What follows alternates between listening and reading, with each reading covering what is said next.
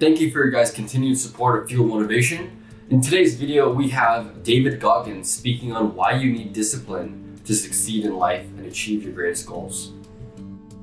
So to be in the to be a pararescue man, they gave you this warning packet. It was a warning order. And after I passed the ASVAB test, they gave me this packet. It was like, okay, like a training packet. Push-ups, sit-ups, flutter kicks, all these different things. The very last page talked about swimming. I figured I'm a pretty good athlete. Swimming is easy. I'm negative buoyant. So why there's not a lot of African Americans in special ops? Because over 70% of African Americans are negative buoyant. So I put the same work ethic into my learning as I did in the swimming. A few months later, I was swimming. And then I go off to pararescue school. So my whole thing was I wanted, the military was my way to find self-esteem. I had to start building on something. And I started building on, education. Then I had to start learning how to find mental toughness. And this is where I started finding it was in the military. But once again, God whenever life would start getting good for me, God would throw a nice anchor and stop me right there. So I'm going through pararescue training, and there's this evolution called water confidence. And water confidence is pretty much what gets people kicked out of special forces, special operations is the water. This was not in the warning order, so I didn't know anything about water confidence. Long story short, what it is they put 16-pound weight belts on you, whatever they can do to make you uncomfortable in the water. So for 6 weeks of a 10-week program, I became very uncomfortable. We got down to about 25, 30 guys left. I was one of them. And getting near graduation of this program, I'm thinking, my God, I'm about to get through this. Barely though. Water confidence is killing me. Right. They took me to medical. They drew my blood and realized I have sickle cell. So sickle cell is a blood disease that some African Americans have, which is not good. So they took me out training for a week. And when you go from being uncomfortable, that's your lifestyle, you get used to being uncomfortable. When you go back to being comfortable, your mind says, I don't want to go back to being uncomfortable again. So I was like, I don't want to go back to the water. So my whole mindset was, I want to get out of this training. So I was hoping that they were going to medically disqualify me from pararescue program. That didn't happen. A week later, the doc called me in the office and said, hey, guess what, man? We're going to put you back into training.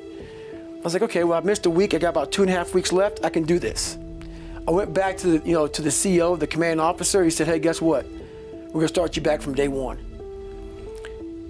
And when he said that to me, my mind went back to the old David Goggins. So I thought I had changed. Learn how to swim, learn how to read and write. All I was doing was attacking the surface.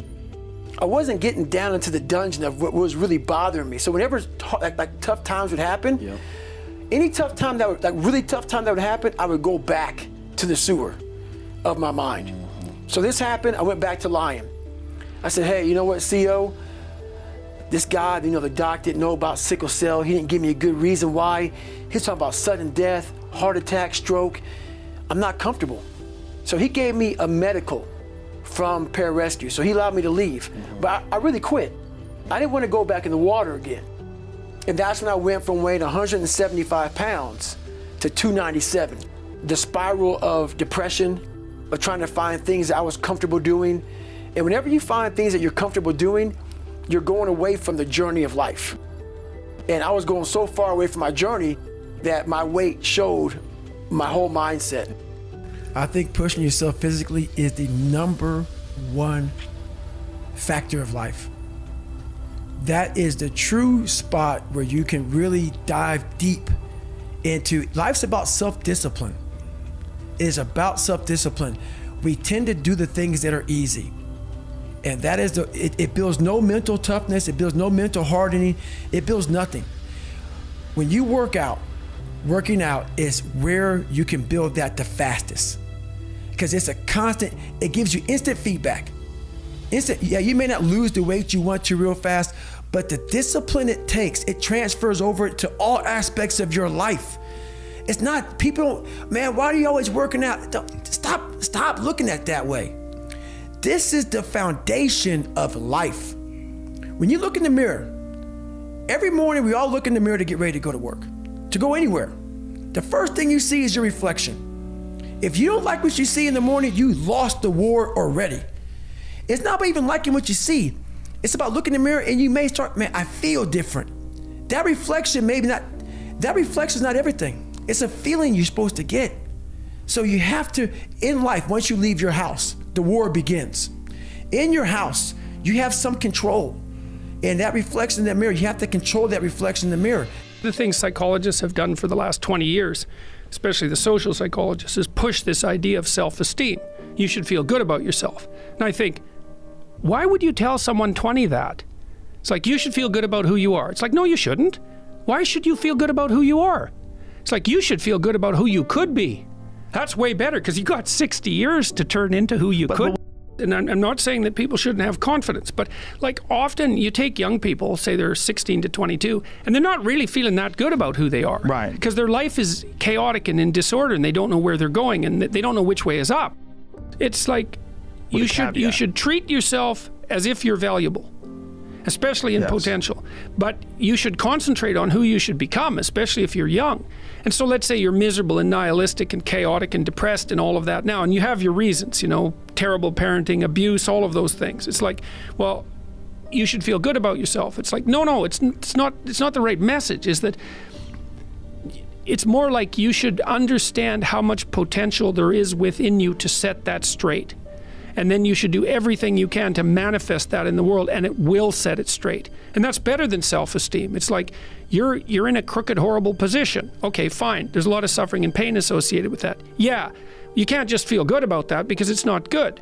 But you can do something about it. You can genuinely do something about it. And I think all the evidence suggests that that's the case. Yes. So I'm telling young people, look, no matter how bad your situation is, I'm not going to pretend it's okay. It's not okay. It's tragic, tainted with malevolence. And some people really get hurt by malevolent people, like, terribly hurt. Sometimes they never recover. It's really awful. But there's more to you than you think. And if you stand up and face it with a positive, with a noble vision, with discipline and intent, you can go far farther to overcoming it than you can imagine. And that's the principle upon which you should predicate your behavior. And I think that one of the things that's really nice about being a clinical psychologist is that this isn't just guesswork. Like, one of the things, we know two things in clinical psychology. One is truthful conversations redeem people.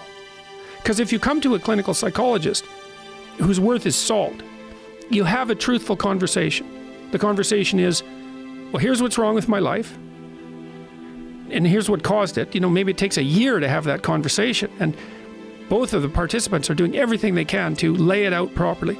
Here's how it might be fixed. Here's what a beneficial future might look like. And so it's a completely honest conversation if it's working well. And all that's happening in the conversation is that the two people involved are trying to make things better. That's the goal. Let's see if we can have a conversation that will make things better. Okay, so we know that works. It does make things better. And then another thing we know is that, well, let's say there's a bunch of things that you're afraid of that are in your way.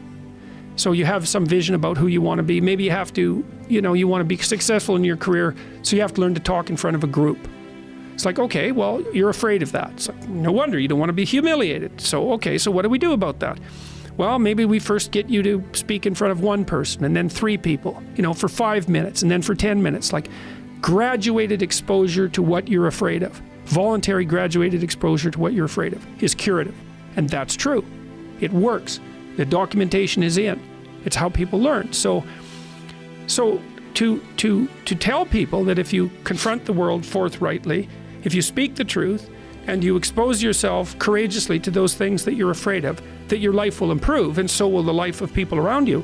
Like, as far as I'm concerned, that's as close to undeniable fact as we've got. And it also dovetails nicely with the underlying archetypal stories, the heroic stories. It's like, go out there, find the dragon, confront it. It's a dragon, it might eat you, it's dangerous. But it's worse to cower at home and wait for it to come and devour you. Go out there, confront it, get the gold, share it with the community. It's like, yeah, it's the oldest story of mankind.